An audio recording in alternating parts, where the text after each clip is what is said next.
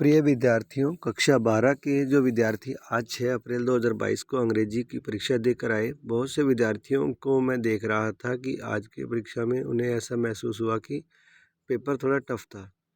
तो दोस्तों, मैं आपको एक चीज़ बताना चाहता हूँ विद्यार्थियों कि अब आपके आने वाले जो परीक्षा है उसकी तैयारी आप किस प्रकार कर सकते हैं। लेकिन उससे पहले मैं आपको यहाँ पर देखिए एक पैसेज आया है, उसका हिंदी में अनुवाद करना है, वो आपको बता रहा हूँ। अगर जिन विद्यार्थियों ने किया है तो उसे ध्यान से सुने कि आपका किस हद तक आपने सही लिखा है। फर्स्ट हमारा सेंटेंस है, it is said that A healthy mind remains in A healthy body. ऐसा कहा जाता है कि एक स्वस्थ जो मस्तिष्क है वो स्वस्थ शरीर में ही निवास करता है। Human body is like a machine. मानव जो शरीर है वो एक क्या है, मशीन की भांति है। Over eating and eating junk food harms our bodies.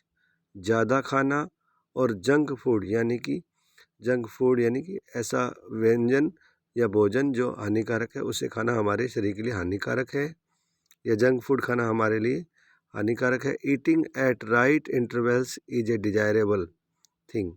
सही अंतराल पर खाना खाना एक महत्वपूर्ण चीज़ है या वांछनीय चीज़ है। Regular exercises tone up the muscle of the body and give them strength. नियमित रूप से व्यायाम हमारी मांसपेशियों को मजबूती प्रदान करता है और उन्हें एक्टिव करता है, चुस्त बनाए रखता है, उन्हें ताकत देता है।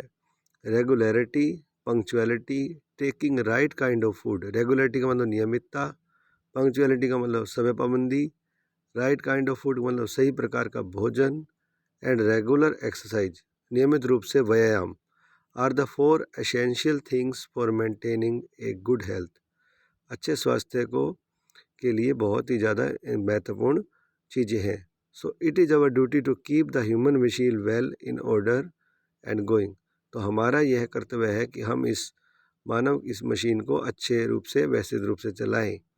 If your body is in perfect health you enjoy life. अगर आपका जो शरीर है उसका स्वास्थ्य है आपका बहुत अच्छा रहेगा तो आप लाइफ को एंजॉय करेंगे, अपना जीवन आनंद ले सकते हैं।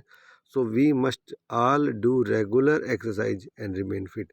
तो इसलिए हमें नियमित रूप से व्यायाम करना चाहिए और चुस्त दुरुस्त रहना चाहिए। तो ये मैंने आपको ट्रांसलेट इनटू पैसेज बताया है।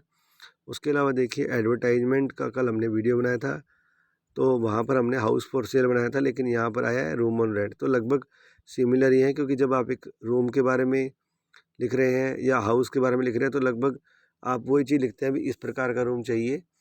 अब दोस्तों, आने वाले पेपर के लिए मैं आपको ये बताना चाहता हूँ कि आप कोई भी क्वेश्चन पढ़ें या पासबुक से पढ़ें या डेस्क वर्क से पढ़ें, आपको इस बात का ध्यान रखना है कि प्रश्न जो है आपके पाठ, उन सभी जितने भी आपकी कक्षा में आपके सिलेबस में पाठ है उनको एक बार उनकी समरी पढ़िए कि उसमें यानी कि उसके सार क्या है, उसके पाठ की मुख्य बातें क्या है, उसको आप एक बार ज़रूर पढ़ें स्पीड से। ज़्यादा टाइम आपको नहीं देना है, लेकिन आप उस पाठों को एक बार पढ़ें कि सभी पाठों में क्या क्या दिया गया है।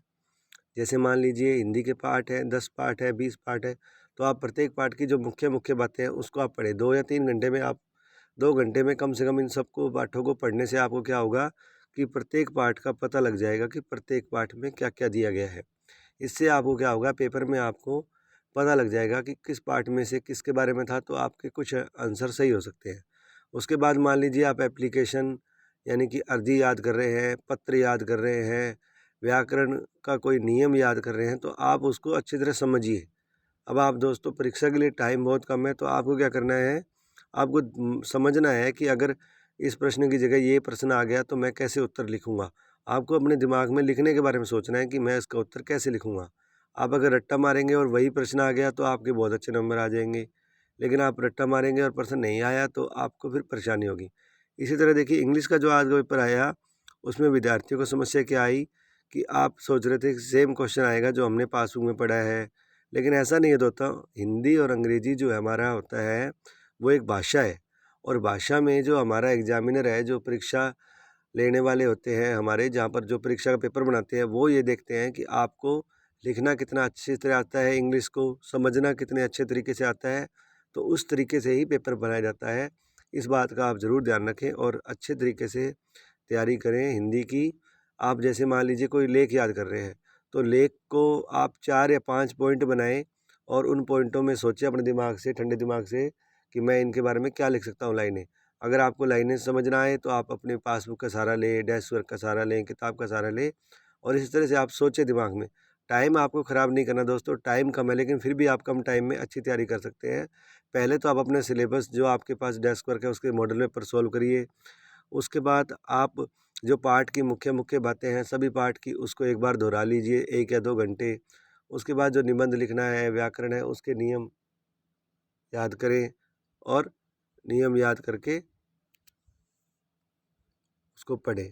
तो दोस्तों कैसा लगा आपको ये वीडियो ज़रूर बताएं और कोई भी डाउट है तो आप हमें ज़रूर बताएं, हम आपके सॉल्व करेंगे। और पेपर के लिए आपको देखो सबसे ज़रूरी बात है आपको पेपर का पैटर्न समझना है और तैयारी करनी है। धन्यवाद।